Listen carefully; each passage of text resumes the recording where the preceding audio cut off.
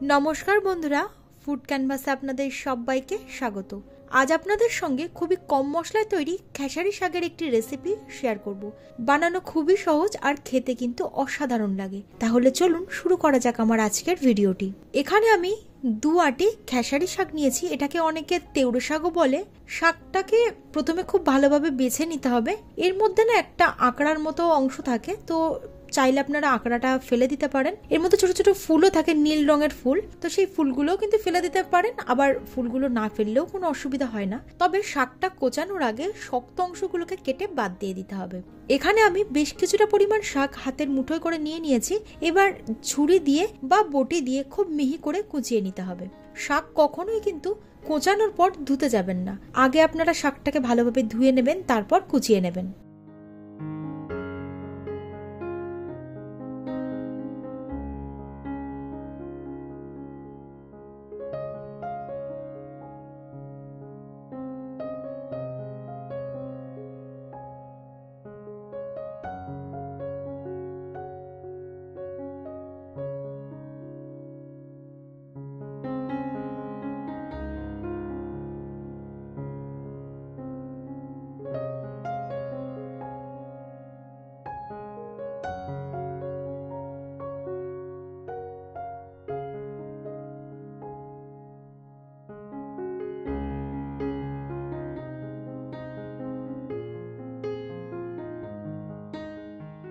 সমস্ত শাকটাকে আমি মিহি করে কুচিয়ে নিয়েছি, এটাকে সাইডে রেখে দিলাম।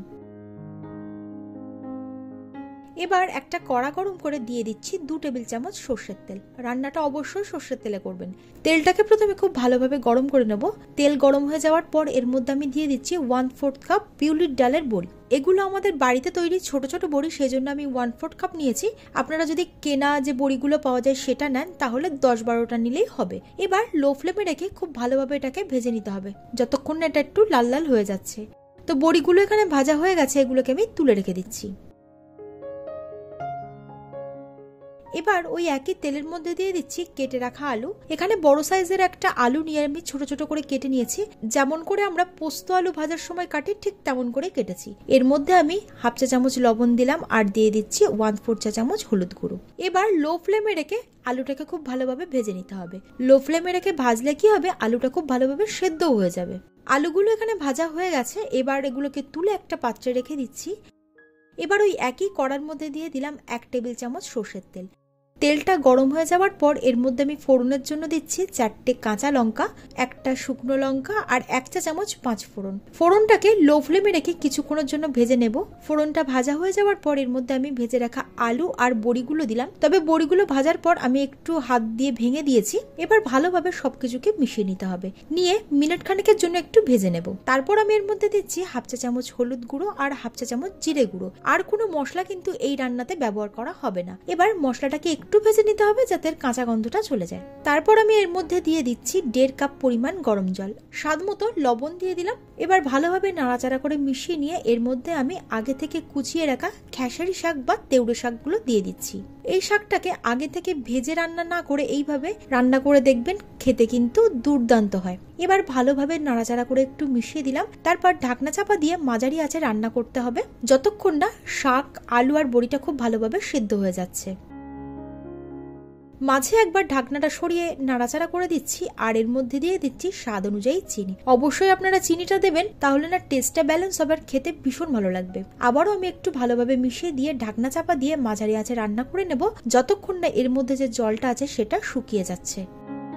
বেশ কিছুক্ষণ রান্না করার পর আপনারা দেখতেই পাচ্ছেন এর মধ্যে যে জলটা ছিল সেটা শুকিয়ে গেছে। আর এই সময় কিন্তু আলু, বড়ি আর শাক সবটাই খুব ভালোভাবে সেদ্ধ হয়ে গেছে। আপনারা যদি শাকটাকে বেশি শুকনো করতে না চান, তাহলে এই অবস্থাতেই নামিয়ে রাখবেন। আর যদি একটু শুকনো শুকনো খেতে চান, তাহলে আরও একটু লো ফ্লেমে রান্না করে নেবেন। 3-4 মিনিট পর ঢাকনাটা খুলে আবারও আমি নাড়াচাড়া করে দিচ্ছি। আমাদের খেসারি শাক বা তেওড়ে শাকের ঘন্ট কিন্তু একদম রেডি। এবার আমি ফ্লেমটাকে বন্ধ করে দিচ্ছি আর এটাকে আপনারা পরিবেশন করতে পারেন গরম গরম ভাতের সঙ্গে।